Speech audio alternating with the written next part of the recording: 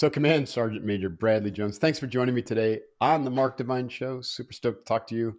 Got a ton to talk about. I mean, I really love talking to other military vets, especially senior enlisted, because, man, you guys are the backbone of the whole military, and I'm really anxious to hear kind of your perspectives and all that. But before that, just thanks for joining me today. It's nice to meet you, and it's okay A- if I call you Brad, right? Absolutely, absolutely. I Yeah. still have soldiers that come up to me and still call me by my title, and I say, you know what? You get to call me Brad now. Now you can, yeah. It's a Yeah, mouthful, you know what I mean? I love the Army, right? It's like even the Navy, like you can get a little bit of a mouthful when you get up into those higher ranks, because we have the Master Chief, and then of course if you're a Command Master Chief, you're a Command Master Chief, but then you're the Force Master Chief, and there's not much higher to go after that. no, So no. you could go higher than Command Sergeant Major, and that would, I guess, probably be what do they call the Force Sergeant Major? What's he called? Well, there's the Sergeant Major of the Army, Okay, that's the and same. once you make that rank, though, you only go up in responsibility. Command Sergeant Majors start out at the battalion level, and then they can go to brigade level, Got it. and then above, division, Yeah. that kind of thing. So So, you so just to clarify for people, the actual rank is sergeant major, and the command designates kind of the operational level that you're working at. It's yeah, you're it's an appointed position. Yeah, You're paired up with a battalion, brigade, division commander. right. So And you're the right hand person, the guy who runs the yep, you day to day ops and all the enlisted folks. yep represent all the matters regarding the enlisted.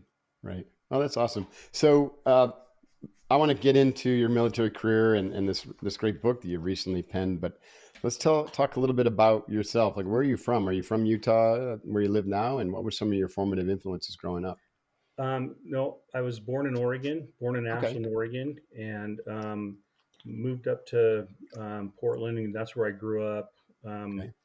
and graduated from high school in Clackamas, Oregon, Hmm. and had a best friend that was had already joined the military and was hanging out with him one day in the summer after we graduated, and he said, "Hey, I need to stop by the recruiting office." And so I was just happened to be with him and went in, and of course, recruiters being recruiters, they Yeah. asked, Guess what? They recruited you. what are your plans? So that's how it all began. That's awesome. I wonder if your friend had an ulterior motive there. He may have. It's a really cool because he actually lives south of me now in Hmm. Price, Utah. He's Hmm. down there taking care of his uncle, and so we uh, get together probably once a month and have dinner and Hmm. talk old times and stuff. So it's kind of neat. That is neat. Okay, so again, you went into the military pretty early. What was the childhood like up to that point? Like, were you an athlete? What were your parents like? What were some of your kind of shaping influences? Well, I came from divorced parents Hmm. and was just a pretty regular kid. Huge into skateboarding when I was younger. Hmm. Into the whole skateboarding scene in the '70s. Tony Hmm. Alva, Stacy Peralta, Jay Adams, and the whole Dogtown scene. Hmm. That was what I So lived skateboarding was for. pretty big up in Oregon too. I didn't realize that. Well, it was in a different way because we Uh-huh. had no skateboard parks. Right. Um, during that time, so a lot of my Christmas presents in those years were to come down to California and go to skateboard parks in Southern California. That's cool. So I was lucky enough to be able to go to some of the more famous ones Hmm. that you see in the magazines. Hmm. That was kind of what I lived for, and then um, you know did okay in school. I was an average student. Played a lot of sports in my younger years, and then around high school, had a job and kind of got away from sports just so I could work, that Hmm. kind of thing. So, but no real vision for what I wanted to do Right. after high school, and so um, you know, going to that recruiting office obviously was a huge turning point in my life, and just really set the direction for things, for future things. So, Hmm. in my book, kind of lays all that out, how that all came about. Right. So you, like me, you were in and out of active duty. So you didn't do a full 20 active. Yeah, so I did about 10 active, 9.5 active, and about 10 and a half reserve. Most people don't really understand, how the reserves and the guard work, and it'll be fun to talk about that. But let's first, what was your first active stint like, and what were some of the big lessons and challenges that you experienced there that people could glean some insights from? Well, I joined to be a radar repairman Okay. and went to Fort Gordon, Georgia after basic and spent a year there Hmm. in training. Was only supposed to be 22 weeks and turned into a year. They actually added an extra course, combined my MOS with another course. And so we ended up kind of being the guinea pigs and staying there for a year. And then I got orders to go out to Fort Huachuca, Arizona, and never heard of the base before. And thought, okay, Arizona. I wanted to go to Germany and Hmm. some of the more exotic places, but I went to Arizona and got there and noticed that the building where my section was nowhere near the airfield. And finally had asked somebody, the guy that was helping me in process, hey, where are the radars? And Hmm. he realized that that I hadn't gotten the word yet, and he said, "Well, you're not going to work on radars in this job." After a year of training, I got to Yeah, love the military, right? Their wisdom. and so that was huge shock. And so, one of the first instances in my book, where I talk about sitting down with with Master Sergeant Jack Crumling, and he's an E8 and I was an E3, and Mhm. I went in and asked if I could talk to him and sat down at his desk and just said, I just spent a year in radar school and now I'm being told I'm not going to work on radars. And, that was a huge risk. And he could have very well just, said, hey, you're in the Army, shut up and deal with it. Suck it up, And buttercup, right? yeah. But he didn't. He said, well, let's go down to the radar lab. And so we went down there and I actually met the guy that I was told I was going to work for. Hmm. And there were a bunch of soldiers down there with my same MOS, and they were all waiting to go somewhere else because that whole airfield had been taken over by a civilian contractor. And so I talked to that guy, that other E8, and he said, you're in a unique position. You're in you know, Master Sergeant Crumling is a great guy and he'll take care of you, and you need to sink your teeth into that job. And so after we left the radar lab, Jack drove me around the base and basically showed me this is what we do here. And I got to, I mean, we were testing night vision goggles, and um, unmanned aerial vehicles were being tested. Hmm. And then I ended up working on the project that was the genesis for GPS. No kidding. Um, Very cool. and so by the end of the tour, he was like, so what do you think? And I was absolutely blown away. And he, basically says, so you on the team? And I was like, I'm on the team. Hmm. So, I did that job for 3 years, and it was we went to contracting companies, were taught the maintenance for the systems that we would eventually test in the Hmm. desert. Hmm. And then the Army would decide if they wanted to buy it. And so, it was a very unique environment to work in the military. And, um, the experience there, and especially with how Jack handled me coming in and basically saying like I don't want to be here, Hmm. um, but that really set the tone for the leader I became, because I never forgot how um, Jack mentored me, Hmm. and others. There were others that were influential, obviously. And um, What would you say, like his, as your first experience with an enlisted senior enlisted leader in the Army? What were his top qualities that made him so effective and so likable and I guess respected by you?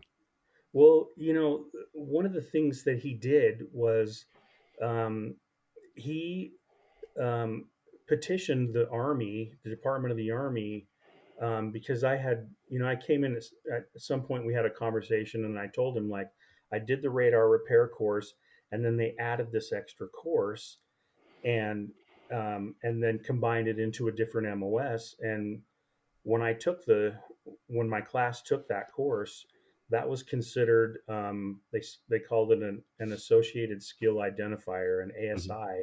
Mhm. And when we took that course, that was a separate course, or previously it was a separate course, and it was worth promotion points.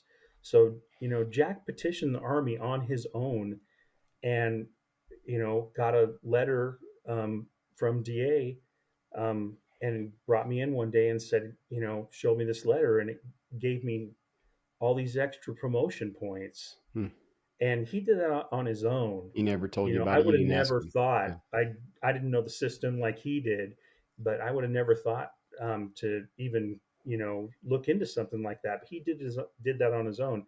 Mhm. And you know that really, that said something to me. I've never forgotten what he did for me, that on his own, Yeah, to that's a take care of one of classic his servant soldiers. leader who, who's looking out for the well-being of his or her troops, without even them being aware of it or knowing that they need to be looked out for.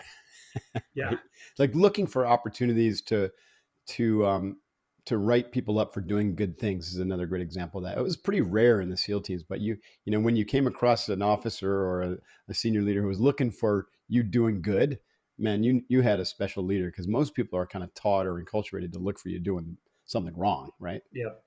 It's a, that's But fascinating I mean, he did kick my butt when I needed it. for And sure. I write a couple instances where he, put me in my place. And Hmm. but the one good thing about him was, at one point he said to me and to a couple of us, "Look, I can get mad, and and I'll I'll chew your ass, but when it's all over with, um, I don't hold on to it." Right. And I remember thinking, at the time, like, that was kind of unheard of, Hmm.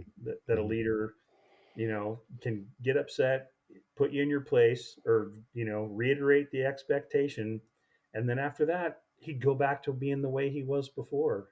Hmm. And um, that's that said a lot to me at the time. And Yeah. I thought back you know, over the years, many times on those, very important early lessons that I learned from him. Yeah. It's interesting. What's kind of going through my mind is like my own experiences. I'm curious if whether you learned more by experiencing the leadership of good leaders like this individual, or just by doing and your own screw ups, or it's kind of Both, equal. Both, yeah. It's a both end, right? both, both. I There's a couple of things. I think there's three things I write about, in as a young soldier, that absolutely and incredibly embarrassing things that I For did, sure. that I totally laugh about now. Um, and you know those are the things that as I became a senior leader, that when I would talk to soldiers in groups or something, and those are the stories that I would tell them, Right. as a way of saying, like, what, I started out in the same spot.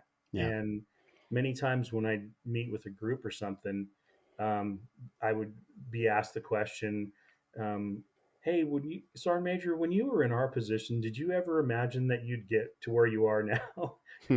And I would say, absolutely not. I basically reiterated to them, that I basically just did the right things, stayed in shape, um, sought education, um, and along the way, I wasn't the strongest, I wasn't the smartest soldier, I wasn't the most experienced, um, but those core things that I sustained over the years, had a huge impact on my career, and the Hmm. trajectory of my career. So Yeah. Sometimes the biggest um, kind of driver of success is just staying in the game, right? absolutely, Just staying in the game, and going through all those ups and downs, and and seeing failures not as something that that were you as a bad person or a screw up, but something that just happened that you can learn from. So Well, you and mentioned embarrassing things. You have to tell us, like, what was the most embarrassing or silly thing that you did that you learned from? um, well, one time I drove a 5-ton truck towing um, a generator, a trailer with a 60K generator on the back, and I drove it clear across the base with the emergency brake still applied on the trailer, and I pulled into the motor pool, and I noticed like everybody was stopping what they were doing and turning and looking at me, and I thought, oh, okay, they're checking me out. And when I stopped the truck, then this huge cloud of white smoke just continued on past the cab. And I got out and I looked, And you're and like, whoops. that white cloud was going like down. I could see it like a couple blocks away, rising in the air, Oh and my it had been gosh. trailing that trailer. And and the um, the captain over the motor pool, the OIC over the motor pool, came out, and he looked, and then he just looked down, and he just shook his head, and what he said to me was monumental. He said, "Sergeant Jones, can I safely assume that you did not perform a proper PMCS on that trailer before you drove that truck?" And I was like, "Yes, sir." That's a safe assumption. I love it. You love So it when people can deal with those screw ups with a sense of humor. I think that's really important quality for a leader, right? Because that you can absolutely. immediately diffuse the situation without humiliating, the perpetrator, and the lesson is going to take hold, right? As opposed to the humiliation then or Oh yeah. Well, I'm shaming, sure you can see the doesn't look work on my face. out. That's terrific. So you got off active duty though. What led you to leave active duty, and then what was the impetus to get back into the reserves and National Guard or whichever path you took? Well, one of the things that happened along the way in basic and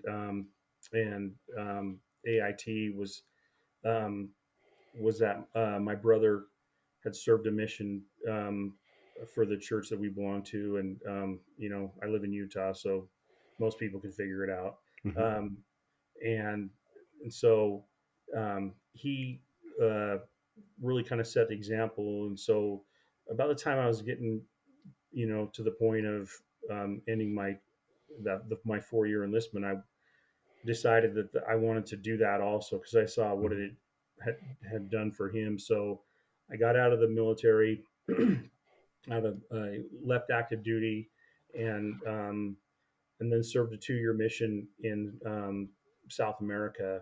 Okay. And while I was down there doing that, I realized many times along the way down in that in those 2 years that how much the military had um, how much it had affected me as a person, how much it affected my character.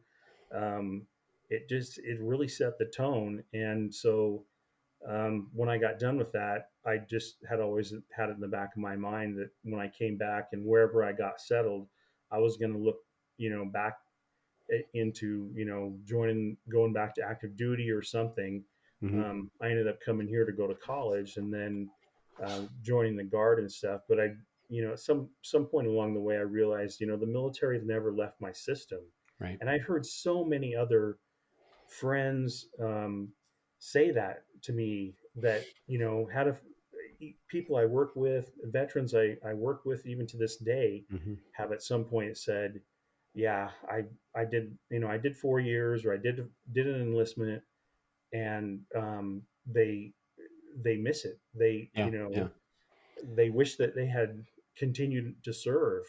Or Um, yeah, or there's some way to serve, and I think that's the power of the Guard and the reserves, right? You can still serve, but you're a civilian servant. You can still have a family and be home for business. And if war breaks out, then of course break glass and you have to go.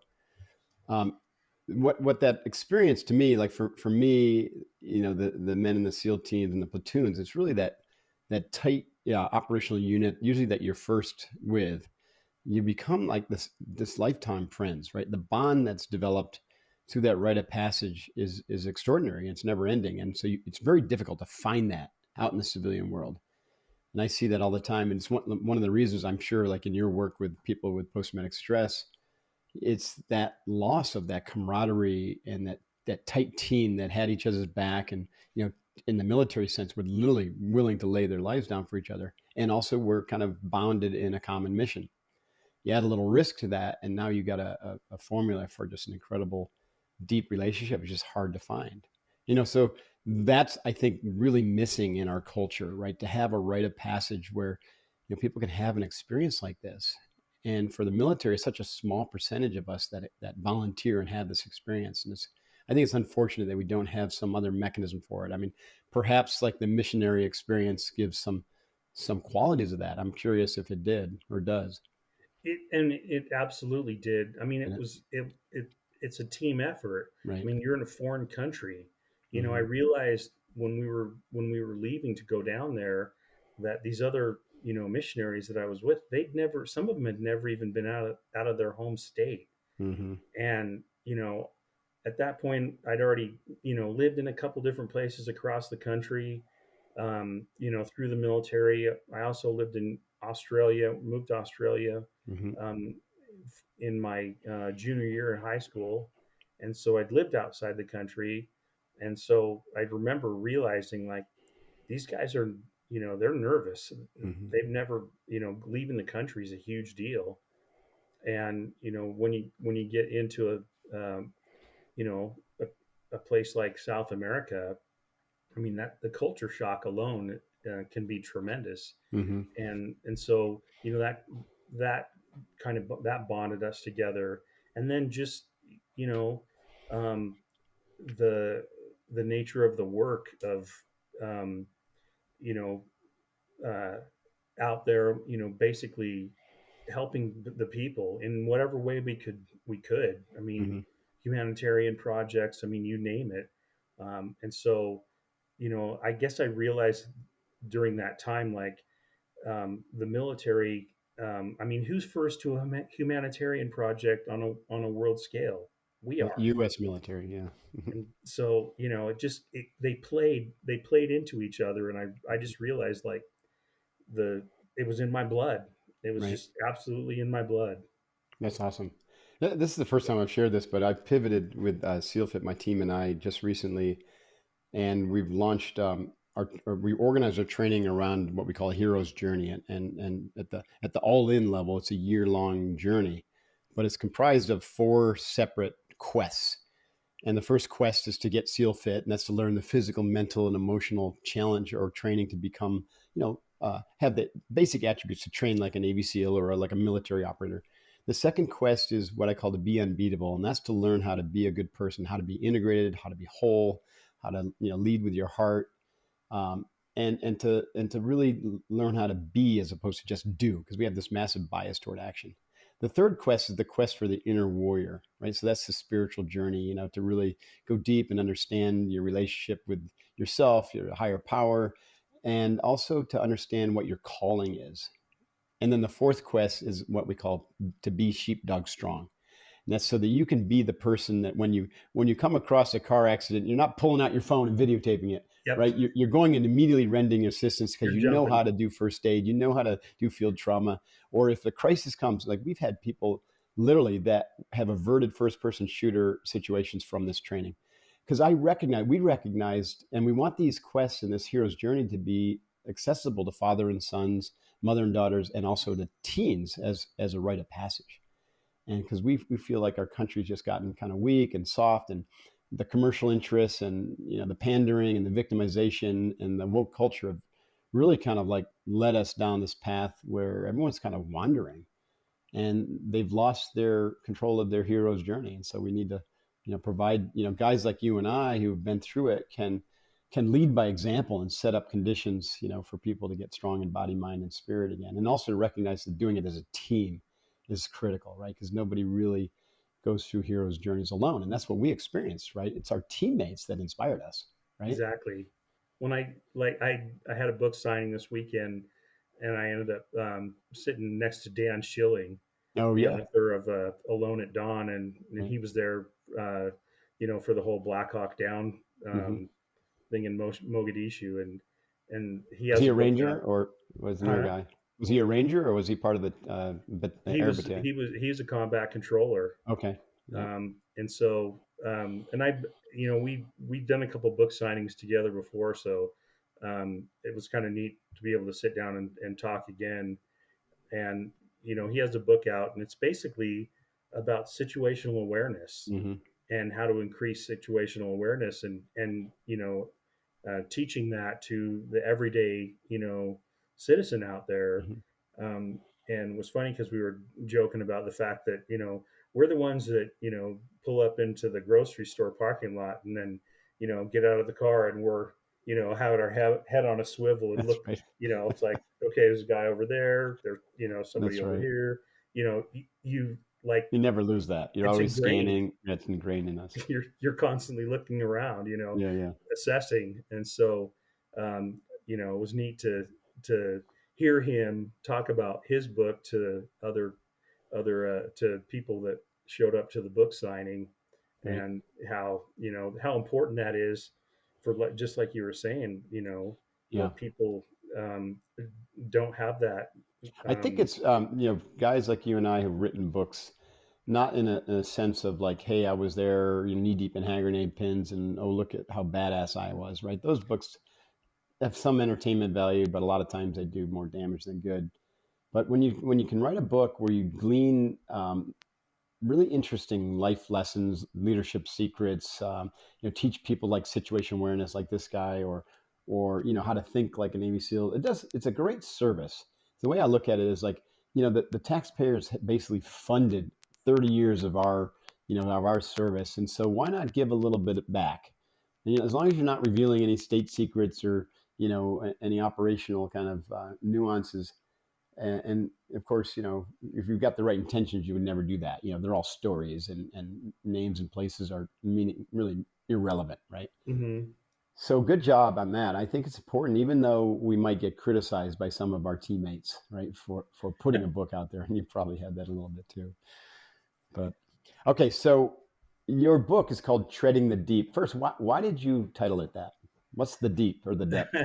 Well, it actually came out of a conversation I had right before we launched into Afghanistan for a Mm, combat deployment. We were doing mobilization stuff in Fort Hood, Texas, and I was the first sergeant over Delta Company, which was the largest company in the battalion. And one of my section leaders had called me. I had 6 section leaders under me, and one of them had called me and said, he was referring to another section leader. Can you believe that? Are you going to let him do that? And I just thought, no, I'm not doing this. I'm not playing the parent role in hmm. this situation. So I told all my section leaders, I want to see you guys tonight at 7 o'clock in my office.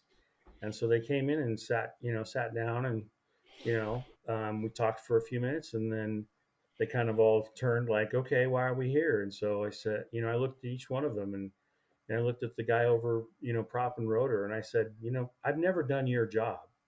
I looked at the guy over quality control, never done your job. Looked at the guy over production control, never done your job.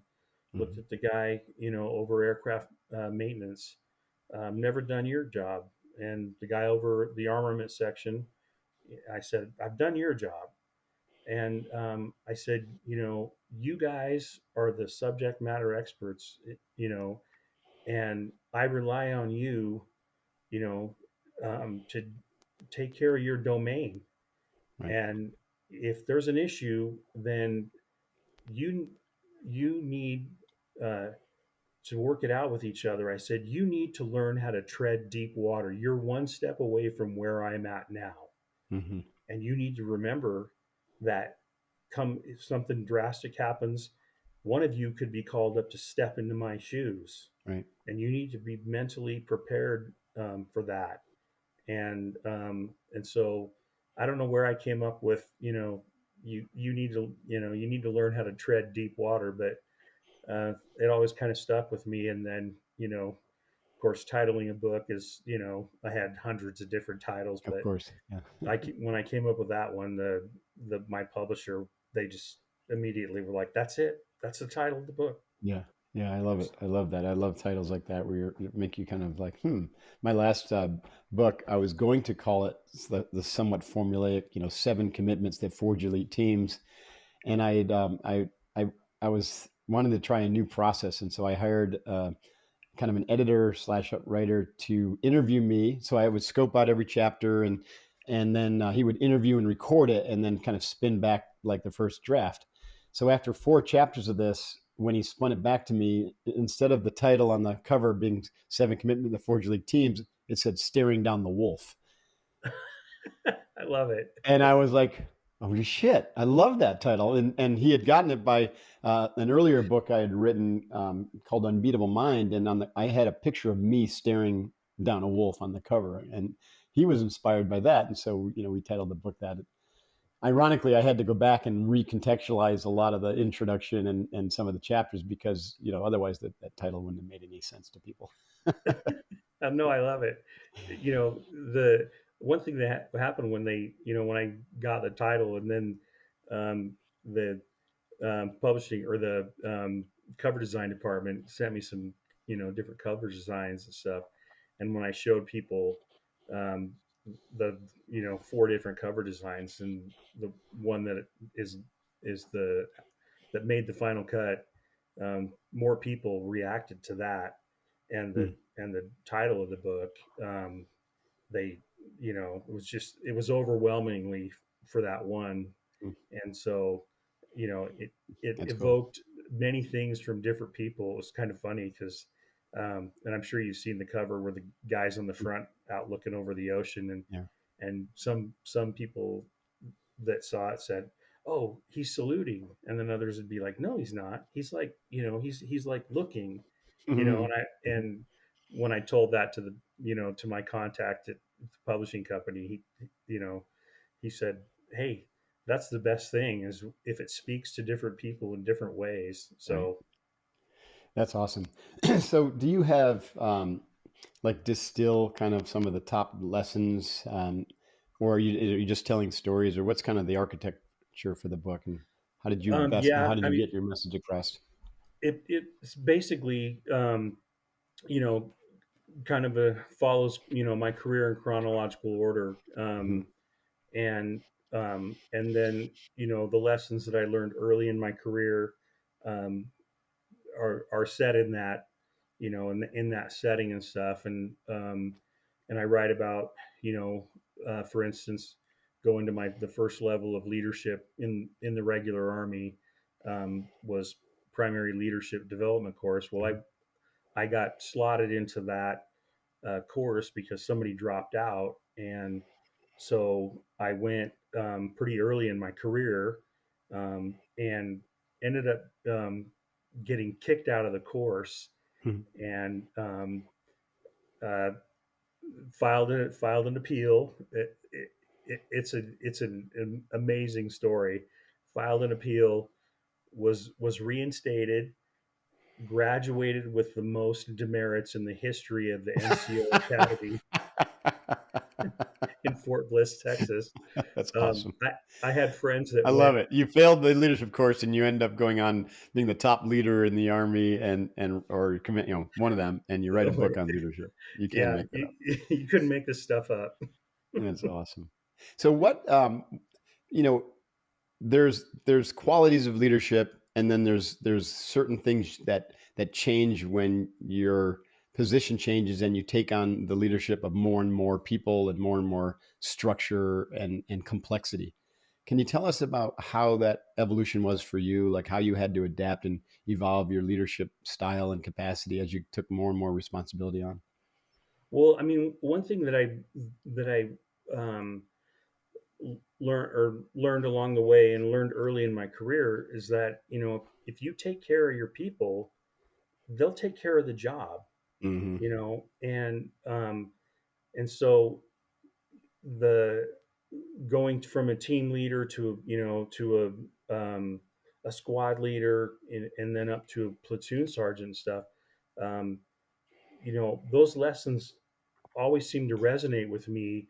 And so, as I became a first sergeant and stuff, I would tell my section leaders, and then even as a sergeant major, talking to my first sergeants, I would tell them, you know, you need to get used to the fact that you're gonna always, there will always be issues to deal with, especially deployed. There's always somebody who's has a family member that's struggling, or somebody has passed away, or some incident in their family back home that draws their attention, and their focus away from what's going on.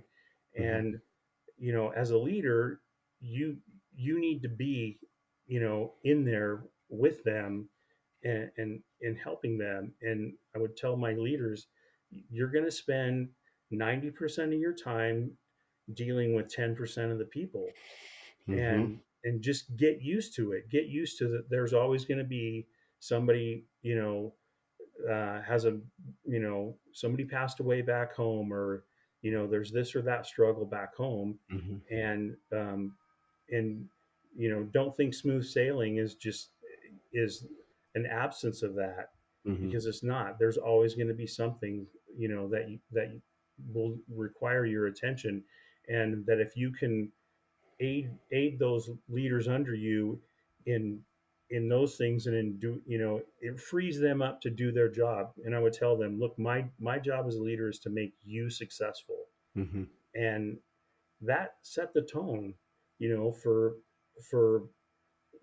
what happened during that deployment. And then when we came back, I thought I would be a first sergeant for at least you know a few more years. And all of a sudden I got a phone call one day, and it was like, boom, you're getting promoted to sergeant major. And I would talk to my leaders about that, like, look, the doors can open rapidly, Right. and you need to be ready to step through. Right. And because you never know when that's going to happen. And making sergeant major and becoming the top enlisted leader in the battalion, was something, when we got back from the deployment, that I thought, okay, that could be a possibility a number of years down the road. I Right. never honestly envisioned it happening, um, in within a month. Yeah. And it seemed to me that like you have to be very patient in the beginning. It's just like, any type of analogy, like getting the spaceship out of the atmosphere. It's like seemed to take forever, and then suddenly, it's gone, and it just launches. Because I remember in my career was long, 20 years, and I was right at that cusp, right, as an '05, where things would have started happening faster, because I was just about getting to the stratosphere, right? Not that, stratosphere, you might say, is like really far. I'm talking about like flag rank or command sergeant Oh yeah. major. That's you've reached breakout velocity. But I saw things with my peers who stayed in suddenly happen very fast, right? Suddenly they're '06. Next thing you know, they're being looked at, especially after the war kicked off. They're being looking at for flag, and I'm like, holy cow! Like literally, that was me 4 years ago, right, or 5 years ago, and I could have been a flag officer. And then then boom, boom, boom. I have friends who went from '06 to 3-star admiral within 6 years, and running CENTCOM and all this kind of stuff, as like, or SOCCENT. It blew me away, and I often had a little bit of tinge of regret for getting out at 20. But by then my business had taken off, and my family needed me, and so I also thought that, this is kind of funny, but people, the term commander sounds a lot better than captain, in the Navy, because everyone thinks that captain is an '03. Yeah. But True. commander sounds like you just kind of are in charge of Yeah. something. Anyways, a little sideline. Did you ever have to like be a shit screen for a lousy officer, a lousy counterpart who was running the officer side of the shop? Well, yeah, I did. And there were some, you know toxic leadership. I mean, Yeah. it's a you can never let your guard down for it. Right. And one of the things that I talked to, you know my soldiers about, was the fact that you can learn just as much from a toxic leader as you can from a good leader. The law of And contrast, right? Yeah. exactly, Yeah. and that you I would tell them you're going to run across them at some point in your career. You're going to run Hmm. across them. The Unfortunately, the military is kind of the perfect breeding ground because you know good leaders have other options. That's right. Through and like you were saying, your business was taken off. Good leaders have options to go do other things, and Hmm. that's a constant. That can be a constant pull to them to to leave the military and go off and do something else because they can be successful in doing that other thing. Right. Toxic leaders um, can stay and and permeate and affect you Yeah. know Yeah. soldiers or service members um, and they don't they're not they can stay in the military and just keep going. And Yeah. Yeah. so there were definitely some toxic leaders that I dealt with Hmm. that it was head to head on Yeah. quite a That's few good. occasions. Yeah, and you And have to. It's your job to stand up for the enlisted and to to block the crap from rolling downhill into them. That can be painful. I've always thought that in the military, the those who love to lead and those who love to serve, right? They get promoted by virtue of that passion and the success of their team. But those who love to play the system and to work their career so that they can get promoted, they actually succeed. It's called the Peter Principle, but they don't succeed because of their success of their team. They succeed because they this illusion that they create, and they ultimately can do a lot of damage. Unfortunately, the system doesn't have a great way to weed them out, which is too bad. well, and that's how I made Sergeant Major was the Sergeant Major that was the aviation Sergeant Major here in the state. Um, was probably one of the most toxic leaders that have ever been around, Mm, and um, finally he you know did some questionable things, and there were some allegations, and he threw in his retirement paperwork. mm, And otherwise, like I said, I would have stayed a first sergeant for a number of years after that, which I was fine with, right. you know. But you know, getting getting a toxic leader out, Hmm. uh, you know, is a win Big time. for the military in many cases. Yeah. What do you? We got to wrap this up, but what do you think the state of the army is, or even the military in general, right now? Because I'm starting to read some things. There seems to be some discontent among some senior enlisted, especially post Afghanistan.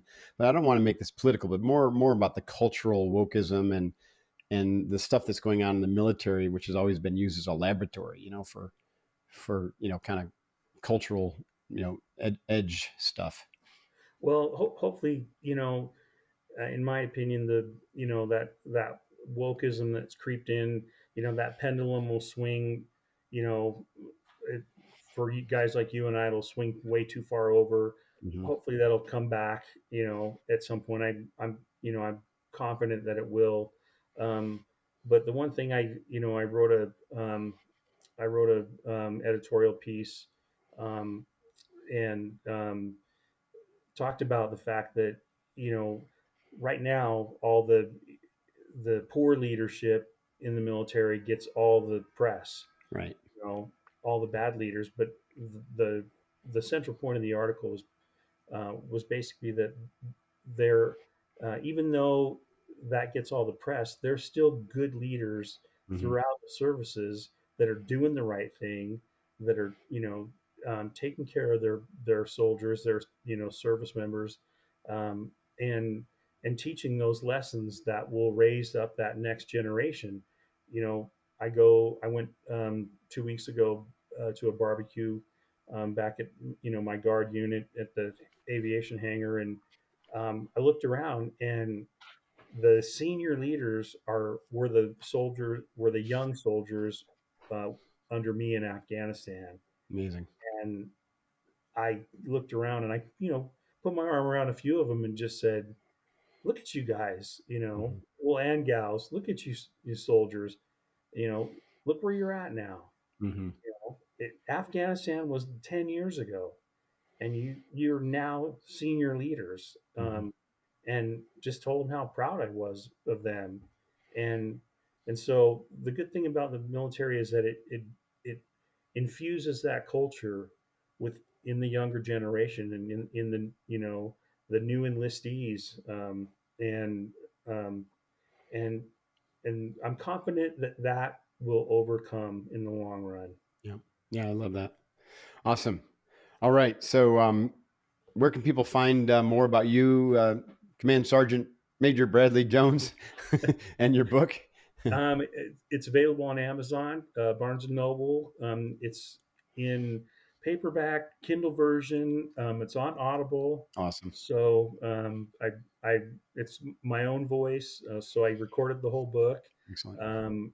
and so I'm on Instagram, author Bradley Jones, Hmm. Twitter, author BP Jones. There's plenty of places that they can find me. And um, Mark, thanks for having me on the show. It's been a pleasure. Yeah, likewise. I appreciate it very much, Bradley. And thank you for your service, and thank you for paying it forward by helping others get inspired by your leadership lessons and your life story. So, hoo-yah, as And we'd say in the SEALs. awesome. Thank you, Mark. And thank you for your service, my I friend. appreciate that. All right. Thank you very much, sir. Take care.